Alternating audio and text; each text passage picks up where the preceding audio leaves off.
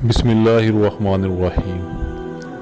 یاد رکھو کہ زنا کبیرہ گناہ ہے اور زانی دنیا اور آخرت میں بدبخت ہے۔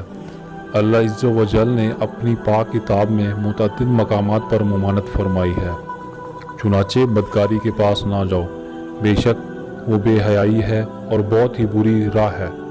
حیا کے پیکر تمام نبیوں کے سرور دو جہاں کی تاجدار صلی اللہ علیہ وآلہ وسلم کا ارشاد ہے، زانی جب زنا کرتا ہے تو وہ مومن نہیں رہتا، یعنی زانی اللہ عز و جل کی رحمت سے دور اور اس کے عذاب کا حقدار ہوتا ہے۔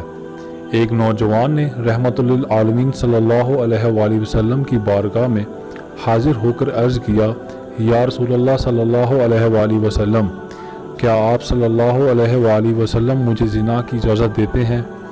اس پر وہاں موجود صحابہ کرام نے اس نوجوان کو ڈانٹا تو حسن اخلاق کے پیکر نبیوں کے تاجدار محبوب صلی اللہ علیہ وآلہ وسلم نے فرمایا، اسے چھوڑ دو۔ پھر اس نوجوان سے فرمایا، میرے قریب آ جاؤ، تو وہ آپ صلی اللہ علیہ وآلہ وسلم کے قریب حاضر ہو گیا۔ آپ صلی اللہ علیہ وآلہ وسلم نے اس سے پوچھا، تم اس بات کو پسند کرتے ہو کہ کوئی تمہاری ماں کے ساتھ ایسا کام کرے؟ اس نے عرض کیا، میں آپ صلی اللہ علیہ وآلہ وسلم پر قربان جاؤں، یقیناً میں اس بات کو پسند نہیں کرتا۔ تو آپ صلی اللہ علیہ وآلہ وسلم نے فرمایا، اسی طرح لوگ بھی یہ پسند نہیں کرتے کہ ان کی ماں کے ساتھ کوئی ایسا کام کرے۔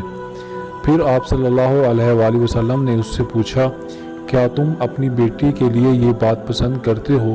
اس نے عرض کی، نہیں۔ آپ صلی اللہ علیہ وآلہ وسلم نے فرمایا، اسی طرح لوگ بھی اپنی بیٹیوں کے معاملے میں یہ بات پسند نہیں کرتے۔